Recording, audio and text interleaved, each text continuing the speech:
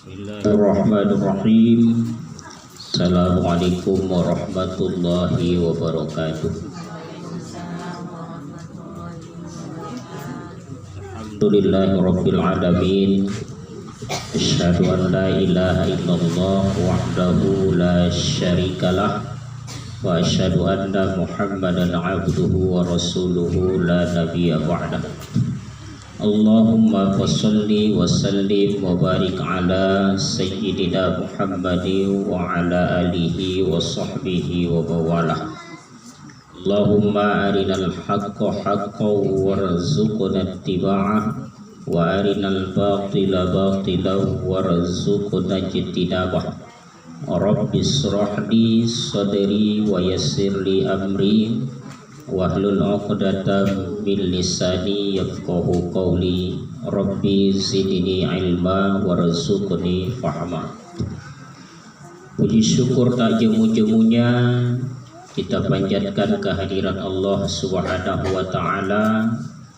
Pada siang hari ini kembali kita dipertemukan Allah di majelis yang mulia ini. Mudah-mudahan pertemuan ini selalu kita doakan agar diberkahi dan dirahmati serta diridhoi oleh Allah Subhanahu wa taala.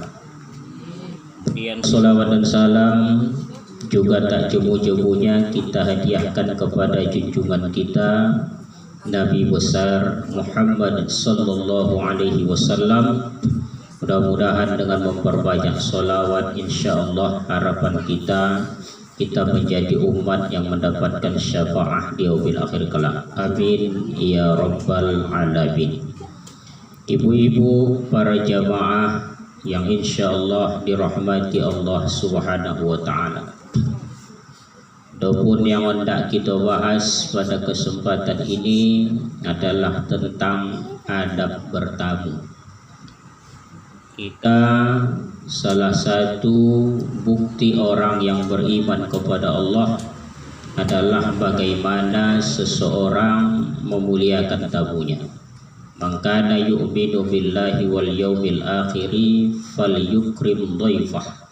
Siapa yang beriman kepada Allah dan hari akhir, maka hendaklah dia memuliakan tamunya.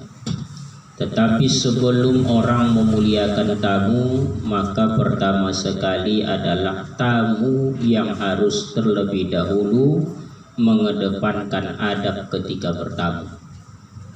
Apa saja adab bertamu ini? Yang pertama, jangan berdiri di depan pintu. Kalau kita hendak datang ke rumah orang, hendak bertamu, tak boleh awak berdiri di muka pintunya. Jadi di manalah kita berdiri? Berdirilah di samping kanan atau kiri pintunya. Biasa kita berdiri di mana? Tengah-tengah di pintu kan? Ini kurang adab. Maka sebenarnya ketika kita tengok umpamanya rumahnya bertutup ataupun tak bertutup rumah, maka kita berdiri di samping, baik samping kanan ataupun samping kiri. Jangan langsung ke tengah. Mengapa? Karena kadangkala tanpa kita sadari entah tuan rumah tadi sedang mohon maaf terbuka auratnya. Kalau langsung kita ke muka pintu yang terbuka itu, maka tak nampak kita lah. Maka Islam mengajarkan kepada kita adab ini, tentu juga di dalamnya ada sesuatu yang dijaga oleh agama kita. Kemudian yang kedua, beri salam dan ketuk pintu. Kalau kita bertamu biasa-biasanya kita bersalam. Tapi mengketuk pintu biasanya kalau rumahnya sudah terbuka tak kita ketuk lagi. Kan? Biasanya yang tertutup kita kotuk. Nah, jadi mengkotuk pintu tadi manalah berarti di samping lah mengkotuk. Ya. Ketika bertutup rumahnya dan di rumah di samping mengkotuk. Lalu ucapkan salam. Assalamualaikum warahmatullahi wabarakatuh. Berapa kali kita mengkotuk pintu tu? 3 kali. Kalau 3 kali tak ada nak berbuka atau tidak ada yang menyaut dari dalam, maka kita lebih baik pulang. Jangan digodok pintu orang. Kadang-kadang awak karena tak didongahnya yang kata digodok. Padahal kawan tu memang tak suka dia datang awak. Karena dia begitu, tak suka orang datang ke rumah awak. Atau awak tak suka datang ke rumah orang tak suka menengok awak, atau awak begitu juga kadang ada tamu ni tak suka awak datang dia. Tiba-tiba digodok rumah, ini tak beradab. Makanya kita yang punya rumah bosah sebaiknya kita bikin tanda-tanda ada orang yang datang. Ya kan? Contohnya biasa bikin orang pakai bel. Di bel. Ding ding. Uman bel ni pun kadang-kadang anak-anak pula nama mijit. Ikoroje budak-budak pula. Bagi tibu kau rupai budak-budak, aku nyawa katanya. Aku picit-picit betul tu. Aduh anak main-main itu pula. Habis. Ya kan? Jadi ini. Kemudian yang ketiga, tunggu dipersilahkan masuk. Adab seorang tamu terhadap tuan rumah, jangan dulu masuk sebelum dipersilahkan masuk. Maka aku tanya begitu. Tunggu kan dipanggil. Kan? Aku ni, aku tak tamu sebenarnya. Kenapa? Ini posisi saya tak tamu. Kalau kita bertamu, meskipun sudah kita masuk, sebelum kita dipersilahkan masuk, meskipun berjumpa dengan tuan rumah tadi, tapi belum dipersilahkan kita masuk, maka kita belum punya hak untuk masuk ke dalam rumahnya. Kenapa? Dia tuan rumah. Antai luar saja yang diterimanya. Karena dia juga begitu. Ya kan? Contoh ada orang mengkotok pintu kita, minta sumbangan. Biasanya kan di luar ni kita layani dia. Dan kita suruh masuk. Begitu juga awak bertamu ke rumah orang, entah yang memang di luar saja dilayani nyawa. Tak boleh suruhnya masuk. Kalau nak berkumpul di luar umpamanya. Bahkan ada kadang-kadang kita jumpai rumah memang disediakannya tempat tamu di luar. Dibikinnya pondok-pondok. Jadi kalau datang tamu di luar, di pondok-pondok itu berkumpul sama dia, tak dalam rumah. Kadang ada begitu. Ya, atau di teras ditaruhnya kian. Taruh meja, taruh kursi, kan? Kalau ada orang datang hendak bercerita-cerita, di situlah. Ada juga begitu. Maka kita jangan langsung kepedean masuk. Karena belum tentu kita dipersilahkan untuk masuk ke dalam rumahnya. Tunggukan dulu. Ini adabnya ini sebenarnya memang. Cuman kalau tak beradab, orang bucin orang menengok awak. Ya? Tak suka orang menengok kena kalau tak beradab. Kemudian yang selanjutnya, jangan duduk kalau belum dipersilahkan duduk. Itu juga. Berdiri saja lah. Pertahankanlah macam mana buat. Ya kan? Jadi Ustaz tadi mengapa duduk? Pak, aku dah tahu kian ceramah ni biasanya aku duduk. Kecuali aku tak jarang kemarin. Tak pernah kan? Ada tahu kian aku. Aku anggap aku tuan rumah pulangnya di sini. Nah, jadi sebelum dipersilakan duduk jangan duduk. Ya, itu tak sajalah Ustaz. Tunggulah pengertian dia. Ya. Kadang awak datang ke rumah orang, memang tak duduknya, tengoki dulu rumahnya. Menengoki foto, menengoki gorden. Matanya, aku gorden kau ni yang aku boleh kuang suhnya ini kata ibu lah. Baru sebulan, sebulan murahnya. Oh tak tahu, di mana mengangsuh? Aku tukang angsuhan. Ya kan? Jadi itu dah masuk juga ini. Sebelum hidangkan minuman jangan pinta. Nah, artinya bagi kita yang bertamu ke rumah orang, maka hormati si tuan rumah, bahwasanya kita tidak punya hak. Terima kasih. Ya, tak apalah bikin teh manis. Ya, nanti apa capek orang ibu bikin teh manis tak aku minum, ya kan?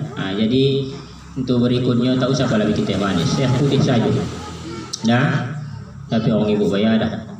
udah habis teh, habis gula, kan paling tidak gulanya 3 sendok itu. Ya tak diminum. Ya. Dan kembali ke kaji kita. Jadi sebelum dipersilakan duduk, jangan dulu. Kemudian yang keempat, langsung pulang kalau sudah selesai urusan. Apa tujuan awak datang ke rumah dia? Apa urusan awak? Hendak mengundang, siap mengundang, berarti sudah habis urusan, pulang. Kecuali pula ajaknya kombuh lanjut terus, awak mulai datang jam 2, pulang jam 5, itu lain cerita. Tapi kalau pulaknya awak nak mengajak dia berkombuh, lain pula lagi. Makanya biasanya kadang-kadang orang sebelum dia pun bertamu, ditanya dulu tuan rumah itu tuan, ya. Kira-kira kedatanganku ni tak merepotkan. Itu berhadap kali itu biasa. Ya.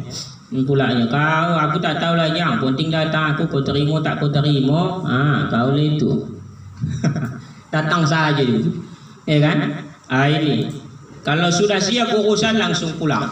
Ini adab seorang tamu terhadap tuan rumah. Kemudian ada adab menerima tamu. Nah, jadi bukan si tamu saja yang harus beradab, si yang menerima tamu pun ada adabnya.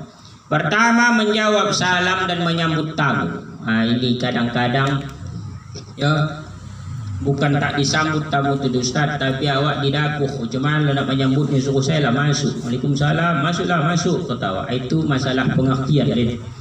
Cuman seharusnya sebagai seorang tuan rumah ahlul bait, ketika ada tamu kita, selain kita menjawab salam yang dia ucapkan tadi, kita juga harusnya datang menyambut kedatangan dia, disambut dia. Supaya apa? Itulah Islam mengajarkan kepada kita untuk saling hormat menghormati.